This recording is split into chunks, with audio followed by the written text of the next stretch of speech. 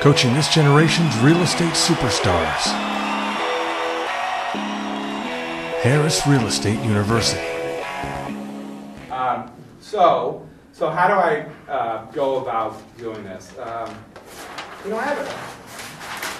It's mostly, of course, marketing. When I decide to go after a new account, I have about 4 or 5 that I'm going after now. My first call is almost always to fellow real estate agents, that I know that are in the business, that are in the REO business. Hey, I'm considering going after nationwide REO brokers out of Cambridge, Mass. Do you have any contacts? Who do you know there? Who do you work with at Nationwide? Who do you work with at Fannie? Who do you work with at One West Bank? And I network with agents like you guys. This is why these events are so great for me, because you're all from out of the area.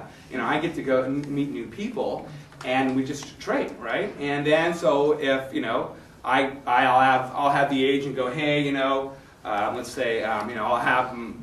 They'll give me the inside scoop into who controls what, and then I'll just focus on that person. And there's a couple of different ways that I develop relationships with these people. The main one Tim talked about earlier is on-site visits. I do a lot of on-site visits. I'm doing a little bit more now, but I was doing 1 or 2 a month where I would, I'm going to Denver, I'm going to Dallas, I'm going to Salt Lake City, I'm going where they are, and just calling in the clients, setting up lunches, meeting with them. The best thing now also is because these vendor managers are getting so controlling, and the business is getting really, very competitive. A lot of clients don't even let you in the office, right? You can't even go to the office. So what do? A cocktail party at 5 o'clock across the street, bring, lunch across the street, do whatever, get there, set up an event, and just invite them. You don't have to go to the office. They come, and you get to know them. And, I'll give you an example. And what's great is you want to get to know everybody. And I think that's what's important, is that you never know, like this pre-marketer here or whatever, like one of my biggest accounts was First American REO. I had Aurora. I was just cold calling into Aurora Loan Servicing. I met a guy. We connected. He was from Orange County. He was out there, so we connected. He gave me a shot. I got some property sold. He loved it.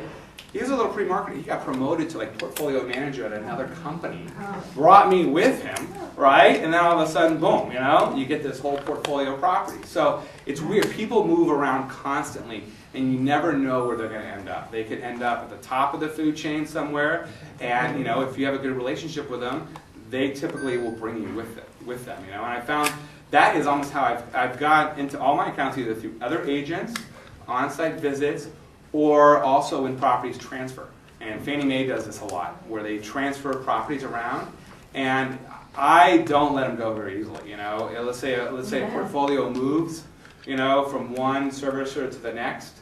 Let's say Fannie Mae has some properties with National Default Servicing, and they move them to Green River Capital, whatever. I will chase that down, and I will make sure that I get that property back, which then also gets me into the new system and into a new client. That has been helpful as well. So it's funny because when you lose the listing, it's actually sometimes a better thing, and it's happened to me quite a few times. All right, let me see what else. All right, events. Let me tell you a little bit about. I'll give you my strategy on REO events. Don't pay for them. About what kind of event? All right. There are several large industry-wide events. There's REO Mac. There's NRBA. There's 5-Star. Right now, 5-Star. The last 5-Star I went in Dallas, there was 6,500 agents. It was $1,000 to go, and it's it's just so big and so huge, and there's so many people there that it's impossible really to do a lot of networking. So what I do is I'll go to the event. I'll just hang out in the hotel lobby. Don't spend the money. Hang out. I'll go to Florida. I do it all the time. I would stop. Because I'm not going to pay $1,000 to listen to crap content. You know what I mean? And that's really a lot of times what they have. They have no content. Like how to do cash keys. Come on. Or why aren't there more REOs? How many conferences can we hear about how come there aren't REOs? It gets boring. For free daily coaching, go to timandjulieharris.com. Harris Real Estate University.